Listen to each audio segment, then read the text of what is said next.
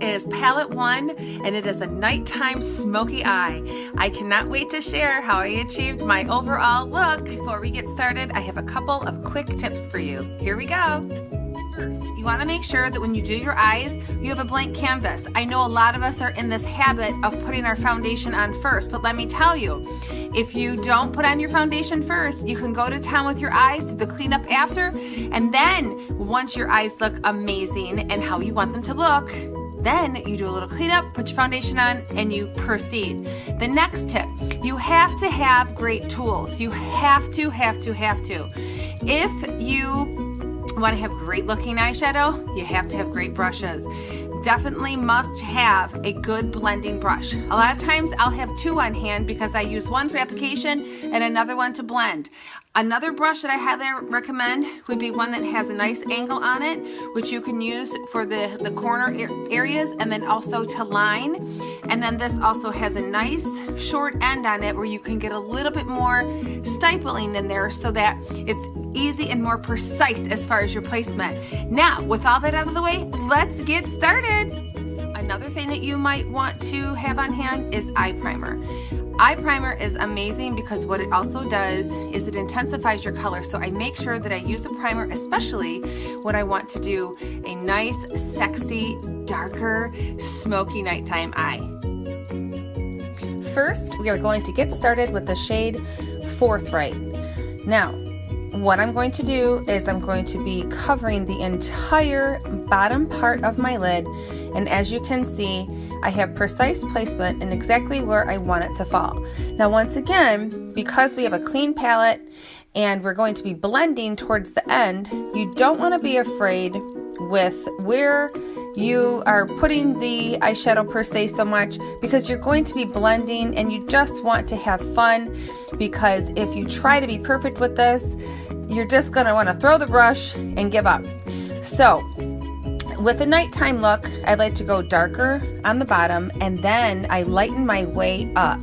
So as you can see, both of my eyes are covered. Next, I'm going to go with the shade called Chipper. Now as you can see, that is a little bit lighter. So I'm going to go right in the crease and up a little bit higher than that. And once again, not perfect placement because I know that I will be going back and I will be blending. Now as I go, I do a little bit of blending on the edges as I pull up toward the eye on those corners. That is something that I will always do. And as you can see, I do have some mess as I just pointed out, but I know that at the end, it's not a big deal, that I'll just clean it up and then it's going to look absolutely perfect. Okay, looks a little bit crazy, but that's okay. I'm going to blend a little bit with my fingers, going back, and again, right there on the corners, keeping that upward look on the eye. Next, I'm going to go for Zealous. Zealous has a little bit of shimmer to it. I'm going to go right on the outer edge and then in toward the mid part of the eye, just creating a little bit of depth.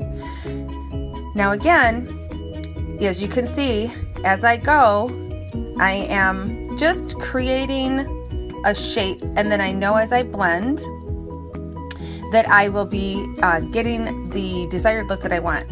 Next, I'm going to go for a little bit of a highlight in the inner corner of my eye with a shade called Sincere. And I just go ever so lightly there in that corner just to kind of brighten that up. You want to brighten up the inner part of your eye, and to be honest with you, at the end you will see that I do go back over this as well, but I just wanted to get that put exactly where I wanted it to go. And now here we go, the magic of the blending. And see how I'm going in circular motions, really soft, once again using my fingers, and I'm cleaning the brush as I go just by blowing on it. Circular motions, using the finger, pulling up on the edges. Pretty easy breezy.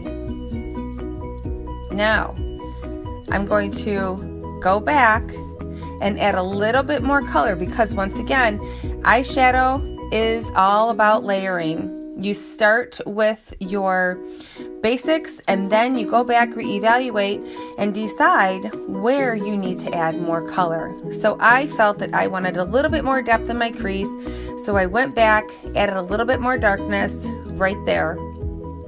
And I'm just pressing in right on top of my eyeball. I use my eyeball as my guide. Next, I'm taking the shader brush. It's a liner shader brush, and I'm just taking and I'm making a line and just making it a little bit like I would as if I were putting on eyeliner. But in fact, all I'm doing right here, because I do plan on putting eye pencil on, is I'm just creating a little bit more drama on the edge there to have more of that cat eye effect, and also to lift my eye up more in that corner. As you can tell, I'm a big fan of that. There. I like exactly where it is. I now have mess to clean up. Easy breezy, no problem. Next, to complete the look, I'm using proper black, waterproof, smudge-proof, budge-proof eyeliner. Now, it's absolutely amazing how 2 lines can really complete your look. Now, when I do my liner, I start from the outer corner and I work my way in. Then I focus on that inner corner. Some people may not like to do the inner corner, but I like that look. And I also, when I'm doing a smoky eye, will do the waterline, and I will also place my pencil in a position so that I am going half out and half in. So here, as you can see, I start from the outside corner, pull in, and then I go back over. And I'm really following my lash line, just using my lashes as a guide. And once again, I'm going to go on the bottom part and half in, half out. Really gives that drama effect that I love. And there you go. Next, some simple cleanup and highlight under the eye. I have already dusted off the fallout that has fallen on my face. Now I am using concealer to cover, highlight, and color correct underneath my eyes. And see how, once again, I pull up on that corner. Look at that, how it gives my eye a beautiful cat eye effect, a youthful appearance, and it just gives that bright lift. And again, I'm just taking and placing the product under the eyes, and I go inside that corner there, because when you look dark there, you're going to look a little more sunken in. So you want to be bright, youthful, and beautiful. Now, on to the best part, our favorite part. This is when we love to complete our look, and I am using liquid to powder foundation with a powder puff brush, and I am dusting it all over my face to even out my palette, to even all of my skin tone out, and also to finish up some of the blending there underneath my eyes. Once again, I swoop up along the edges on the outer eye, and I always pull upward toward the forehead. And I'm just making sure that I have everything covered. Looks good, nice and even, and I'm ready for the next step. On to the brows, an absolute must. As you can see, my eyebrows don't look too terrible. They're thinning out, but once you see my eyes with the finished product, with the eyebrows done, you are going to be absolutely wowed. Now, see how simple it was for me to fill in my brow. I started on the bottom, created a line towards the arch, and pulled over. Went on top, did basically the same thing. Then I filled in with just light hair-like strokes and used the brush on the end to blend. I pull upward to attach the product to the hair. And again, I'm going to do it on this side too. Pull upward toward the arch, on top toward the arch, meet those 2 lines. Then I pull down, creating the shape that I desire. Now I ever so slightly add in those light strokes, putting the product onto the skin. Now once again, I'm going to blend, attach the product onto the hair. Easy. Finally, we are now at the stage where we can evaluate where we need to touch up our eyes. And this is where you decide if you need to add more color, if you need to blend, if you want to change the shape. And when I decide that I like the way everything looks, then I complete my look with the highlight that goes just underneath the brow. And that is what I'm doing next. I take a little bit of the highlight color, go underneath the brow. It really sets off your brow, but it also finishes the look of your eye, and it also just softens everything and gives it that final complete look. Next, I'm going to go back into that corner that I had talked about earlier, and I'm going to touch that up because I had put some eyeliner in there, and I really like to have the corner brightened up, and see how that just opens up my eye a little bit and really gives that nice bright open look.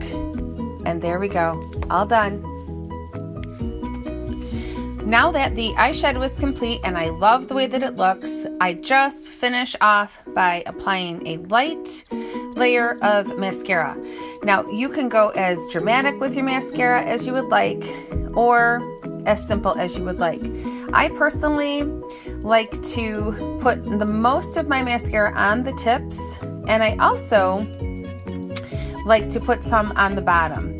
Sometimes, depending on the look that I'm going for, sometimes I skip doing the bottom lashes, but with this particular look, I think the bottom lash is definitely a must, and it just sets everything off. And once again, depending on your desired preference, depends on how you want yours to look. Then I finish off with a neutral lip, because if I went with a dark lip, it would just be too much over the top. Voila, all done.